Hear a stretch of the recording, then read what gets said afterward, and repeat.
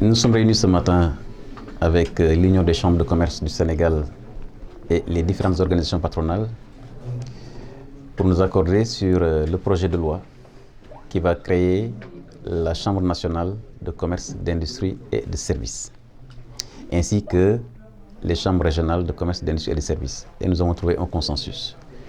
Il faut rendre un hommage appuyé au secteur privé national, qui a parlé d'une seule voix pour trouver un consensus sur ce projet de loi extrêmement important qui va, à partir de maintenant, acter la création de cette Chambre nationale qui, comme vous le savez, est un projet cher au chef de l'État, qui vise à renforcer le secteur privé national, qui vise à aligner les missions des chambres nationales sur le plan Sénégal émergent. Vous savez que le Sénégal connaît aujourd'hui un taux de croissance élevé. Il y a aujourd'hui des investissements extrêmement importants et il est important que le secteur privé puisse porter ce projet aussi important pour notre pays. Je dis tout à l'heure que je félicite le secteur privé parce qu'ils ont fait preuve de dépassement, ils ont fait preuve de patriotisme et ils ont simplement montré le génie sénégalais le Sénégalais sait dépasser ses contradictions quand l'intérêt national est engagé. Ce projet de loi, comme l'a dit tout à l'heure le secteur privé, va maintenant suivre les différentes étapes successives. D'abord, être adopté en Conseil des ministres, ensuite être présenté au Parlement.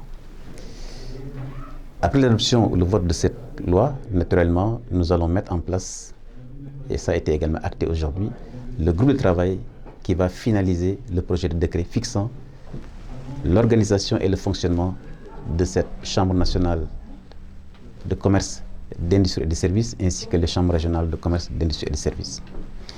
L'objectif étant de permettre à nos secteurs privés, dans ses missions de promotion, d'avoir tous les instruments et tous les leviers lui permettant de participer activement non seulement au commerce national, mais également au niveau sous-régional. Parce que vous savez que nous avons également une compétition sous-régionale et internationale.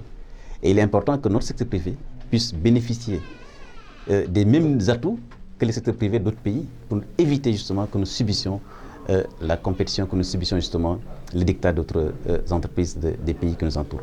Donc c'est extrêmement important et je crois que cette mission d'aujourd'hui, comme je l'ai dit tout à l'heure, est une mission qui va marquer l'histoire de notre secteur privé. Et ce que je salue surtout, c'est l'unité du secteur privé sénégalais, qui a été toujours le vœu du chef de l'État, de voir notre secteur privé parler d'une seule voix. Et c'est ce que nous avons réussi avec eux aujourd'hui. Et je pense que sur les missions concernant ce groupe de travail pour les prochaines étapes, ça sera aussi facile que ce que nous avons réussi aujourd'hui. Encore, c'est vraiment le jour du secteur privé. Le ministère du Commerce n'a été qu'un facilitateur, mais c'est eux qui se sont réunis d'abord auparavant, qui ont décidé d'aller ensemble, de porter ce projet du chef de l'État, et je pense qu'il faut vraiment les féliciter pour cela. Tout ce qui concerne le fonctionnement et l'organisation des élections est consigné dans un décret. C'est le décret qui l'organise. Et ce décret ne peut pas être pris tant que la loi n'est pas votée à l'Assemblée. Donc c'est d'abord la première étape, voter la loi.